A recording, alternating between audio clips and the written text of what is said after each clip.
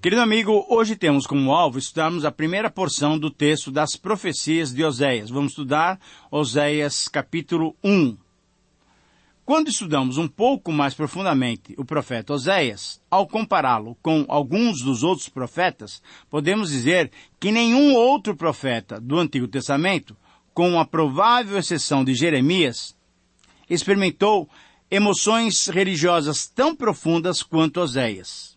E ainda podemos afirmar que, com exceção de Isaías, ninguém entendeu tão profundamente o amor e a graça de Deus do que Oséias. O amor que ele dedicou à sua infiel esposa Gomer foi algo inusitado e preparou o entendimento e os sentimentos do profeta para poder transmitir com toda intensidade o amor imerecido que Deus dedicou e ainda dedica a nós, o seu povo, que na maioria das vezes lhe é infiel.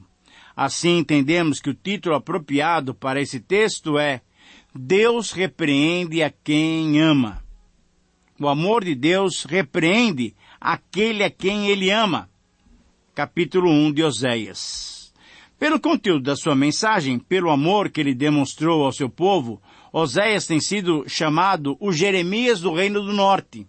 E não nos surpreende achar no livro de Jeremias numerosas citações a Oséias, demonstrando assim que as suas profecias constituíam um dos estudos prediletos do profeta Jeremias. A história pessoal de Oséias fornece a chave mestra no seu ensino. A amorosa fidelidade de Deus para com Israel e a ingrata infidelidade de Israel para com Deus são as ideias que permeiam e dão unidade a todo o livro. Oséias, como os outros profetas chamados menores, tem uma mensagem bem objetiva sobre o relacionamento de Deus com o seu povo e do seu povo para com Deus.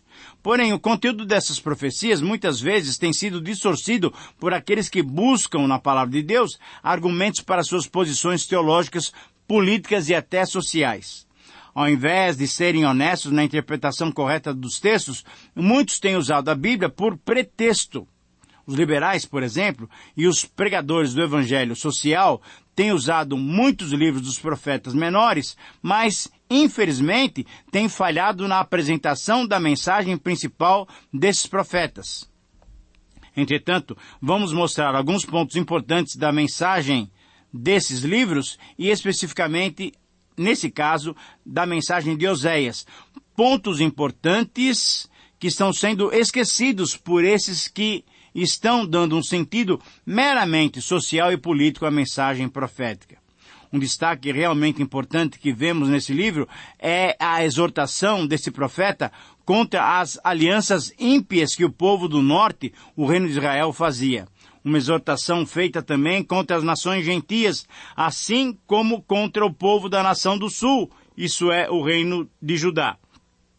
Essa mensagem, esse aspecto da mensagem, os liberais não veem, não destacam, e por isso estão se unindo com qualquer grupo para formar um movimento para alcançarem os seus ideais políticos e dizem que tem base na Bíblia. Temos que perceber que os profetas atacaram o pecado do seu próprio povo e denunciaram a corrupção moral. Eles mostraram as grandes e terríveis consequências do afastamento do povo de Deus, do seu Deus. Essa, então, deve ser também a nossa mensagem, a mensagem do verdadeiro profeta de Deus nos dias de hoje, assim como Oséias a proclamou. Muitos dos que se dizem profetas de Deus, sacerdotes de Deus, ungidos de Deus, estão apenas usando a Bíblia Sagrada com fins políticos, sociais e de autoimagem sendo projetada em cima do povo. Não estão buscando mudanças espirituais e profundas na vida do povo. A palavra de Deus apresenta uma mensagem que transforma o coração e a vida das pessoas, querido amigo. E os pregadores e os despenseiros de Deus deveriam ser encontrados fiéis, conforme Paulo disse em 1 Coríntios capítulo 4, versículos 1 e 2.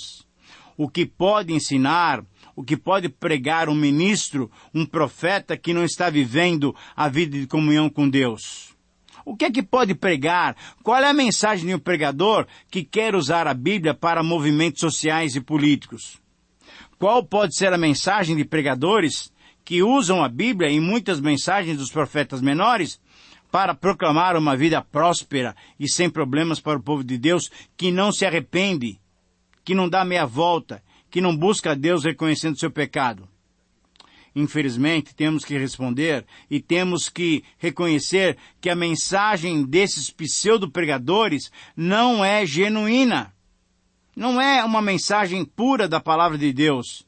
E o que eles querem é manipular as ovelhas para lhes favorecer. A grande mensagem de Oséias é a mensagem do arrependimento.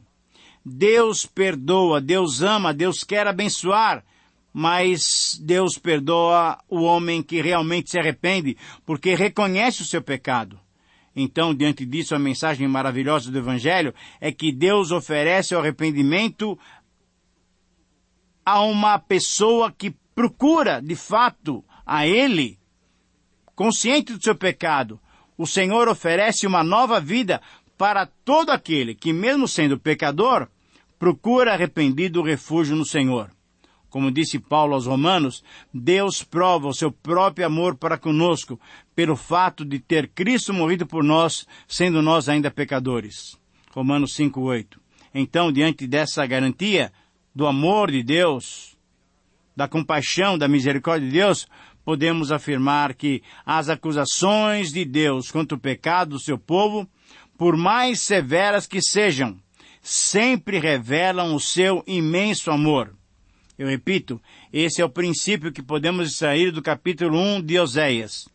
As acusações de Deus contra o seu povo, contra o pecado do seu povo, por mais severas que sejam, elas sempre revelam o seu imenso amor por nós. Nesse texto encontramos 3 provas do amor de Deus para com seu povo.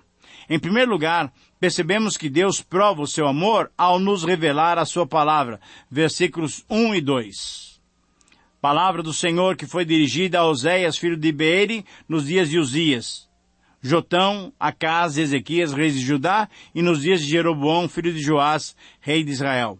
Quando pela primeira vez falou o Senhor por intermédio de Oséias, então o Senhor lhe disse: vai, toma uma mulher de prostituições e terás filhos de prostituição, porque a terra se prostituiu, desviando-se do Senhor. Oséias 1, 2 e 3. Desse texto nós extraímos 3 verdades. A palavra de Deus é endereçada aos homens, a palavra de Deus é expressada por homens escolhidos por Deus, a palavra de Deus expõe a vontade de Deus para os seus escolhidos. Quando consideramos o verso 1, lembramos que o nome do profeta Oséias quer dizer salvação. Como frequentemente acontece nos livros dos profetas, o nome do autor normalmente combinava perfeitamente com a sua mensagem. E Oséias então condenou os pecados do povo, mas apresentou uma mensagem de salvação, uma mensagem de esperança, de perdão, de amor de Deus.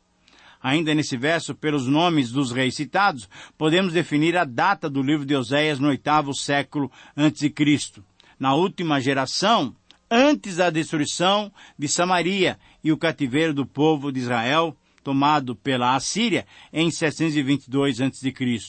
No verso 2, o profeta relata objetivamente a ordem que recebera do Senhor para se casar com uma mulher de prostituições.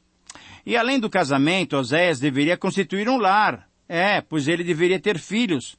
O casamento de Oséias com Gomer representaria a relação de Deus com Israel, seu povo desobediente, infiel e merecedor da dura disciplina do Senhor. Porém, um povo amado pelo Senhor, porque Deus o escolhera. Discute-se a frase, toma uma mulher de prostituições, no versículo 2. Deus teria mandado Oséias casar-se com uma prostituta ou com uma mulher inclinada à infidelidade? Parece-nos mais provável que ela veio de um ambiente de imoralidade e teria já essa tendência de se tornar adúltera, de se tornar infiel. Entendemos assim porque não faz sentido sugerir que Deus mandou que Oséias se casasse com uma prostituta por alguns motivos. Primeiro, Deus sempre incentivou a pureza do casamento. O caso de Gomer é paralelo ao caso de Israel, que se tornou adúltero depois de se casar com Deus, num certo sentido. O relato comenta sobre os filhos que nasceram depois do casamento, mesmo sendo filhos de adultério, mas não se percebe que nenhum dos filhos fosse nascido de outros homens antes do casamento de Gomer com Oséias. Oséias, então, teria escolhido ou teria se casado com essa mulher, segundo o mandamento do Senhor, uma mulher já inclinada a essa vida dissoluta. Oséias teria um ministério importante diante de tantos reis, mostrando o desagrado de Deus para com seu povo. Oséias foi escolhido por Deus para que, através da sua vida, representasse o sentimento de Deus diante da infidelidade do povo. Oséias recebeu a instrução objetiva do Senhor de como ele deveria agir. Será, querido amigo, que estamos dispostos a obedecer em tudo ao nosso Deus? Em segundo lugar, percebemos que Deus prova o seu amor através da séria repreensão. Versículos 3 a 9. Foi-se, pois, e tomou a Gomer, filha de Diblaim, e ela concebeu e lhe deu um filho.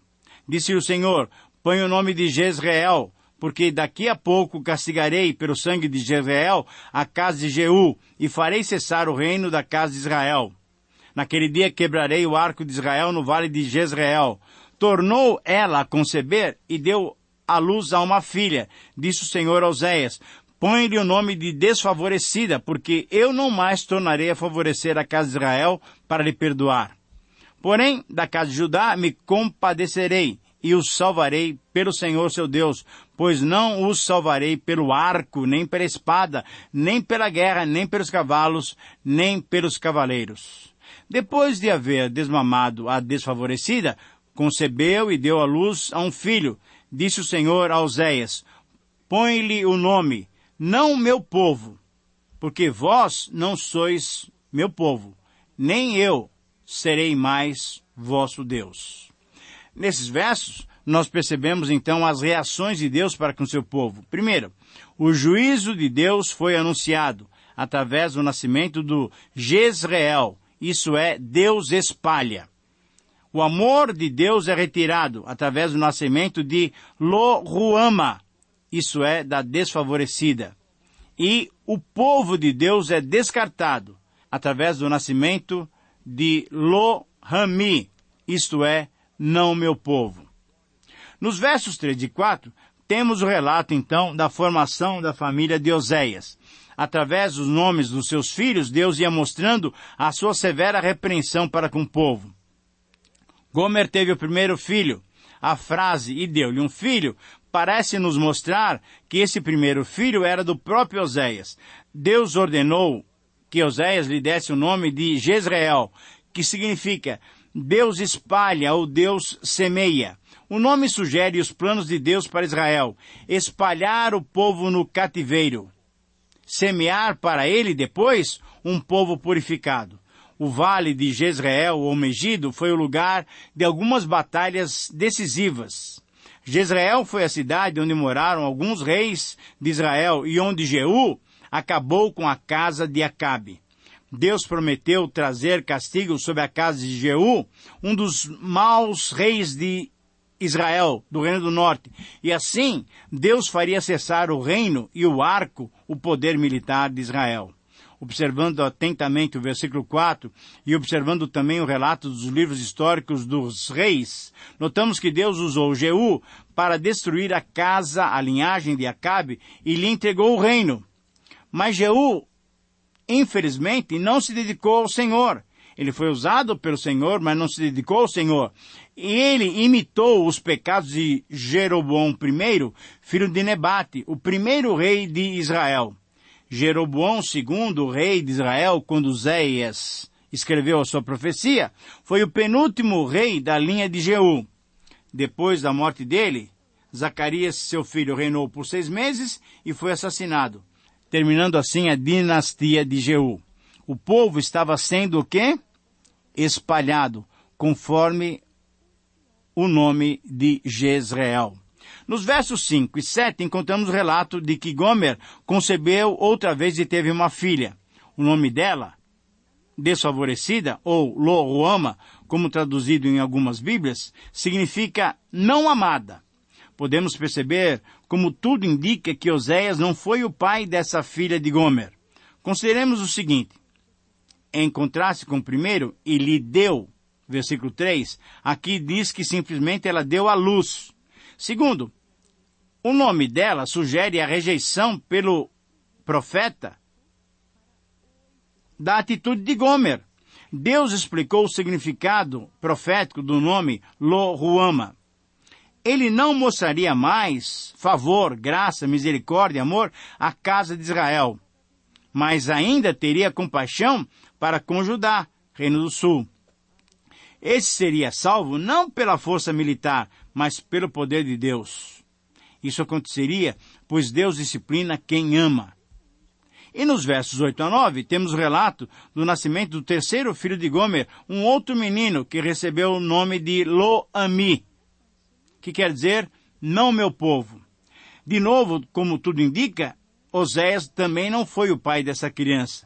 O nome simbolizava a rejeição de Israel por parte de Deus. Ora, através desses acontecimentos e dos nomes dados a essas crianças, constatamos que Deus repreendia severa, dura e objetivamente o seu povo. Então, em terceiro lugar, percebemos que Deus prova o seu amor sendo misericordioso, possibilitando então a reconciliação. Capítulo 1, versículo 10 até capítulo 2, versículo 1. Eu leio para você esses 3 versículos, capítulo 1, versículo 10, versículo 11 e o primeiro versículo do capítulo 2. Todavia o número dos filhos de Israel será como a areia do mar, que não se pode medir, nem se pode contar. E acontecerá que, no lugar onde se lhes dizia, vós não sois meu povo, se lhes dirá, vós sois filhos do Deus vivo. Os filhos de Judá e os filhos de Israel se congregarão e constituirão sobre si uma só cabeça, e subirão da terra, porque grande será o dia de Jezreel. Chamai a vosso irmão meu povo, e a vossa irmã favor. Ora, temos aqui 3 colocações que merecem a nossa consideração. Por causa da misericórdia do Senhor, haverá a submissão do povo a Deus. Por causa da misericórdia do Senhor, haverá a união do povo. E por causa da misericórdia do Senhor, haverá identificação favorável do povo para com Deus. O que percebemos nesses versos é que a rejeição do povo seria temporária. Haveria restauração, haveria retorno, haveria arrependimento. O arrependimento deve ser a base da volta nossa para com Deus, mas arrependimento e fé seriam então restaurados ao mesmo tempo em que as portas da salvação seriam abertas aos gentios também. É interessante que esse será o grande dia de Jezreel, que agora significa semeado, semear, indicando que o povo de Deus, que o povo redimido, seria semeado como sacerdotes do Senhor. É necessário também destacar a misericórdia de Deus. Embora Deus fizesse cessar o reino da casa de Israel, Ele não destruiria todas as pessoas. Ele não tinha esquecido a promessa de abençoar todas as famílias da terra por meio dos descendentes de Abraão. Deus mudaria o nome, Deus mudaria a sorte do povo, de não meu povo para filhos do Deus vivo. Ele mudaria de desfavorecida para favor. Israel e Judá, então, se uniriam sob uma só cabeça. Devemos notar em 1 Pedro 2,10 que essa mudança de nomes mostra as bênçãos espirituais recebidas pelo povo espiritual da nova aliança. Nós vivemos, querido amigo, numa época em que o povo se assemelha muito com o povo de Israel nos dias de Oséias. Oséias pregava para um povo de ouvido fechado, um povo surdo que não ouvia a mensagem de Deus, mas cabe ao verdadeiro profeta de Deus pregar a mensagem do Senhor. Muitos temem ofender ao povo com a mensagem de Deus. Muitos pregadores, levados pelo temor de perder o seu auditório, estão mudando o conteúdo da sua mensagem. Muitos pregadores, por não quererem ofender a sensibilidade dos seus ouvintes, estão pregando, sabe o quê? Autoajuda, psicologia, filosofia, política e até poesia. A pregação de hoje deve ser a mesma do tempo do apóstolo Paulo. Crê no Senhor Jesus Cristo e será salvo. Ou então, arrependei-vos e crede no Evangelho. Se não vos arrependerdes, igualmente perecereis, como pregou o próprio Senhor Jesus Cristo. Não temos que embelezar ou enfeitar a palavra de Deus. O povo precisa de arrependimento e precisa de fé no Senhor nosso Deus. Temos que ser fiéis, lembrando sempre que Ele corrige a quem ama. Que o Senhor te abençoe no testemunhar de Jesus Cristo. Que o Senhor te abençoe na volta que você precisa fazer arrependido a Deus, que muito nos ama. Um grande abraço e até o próximo programa.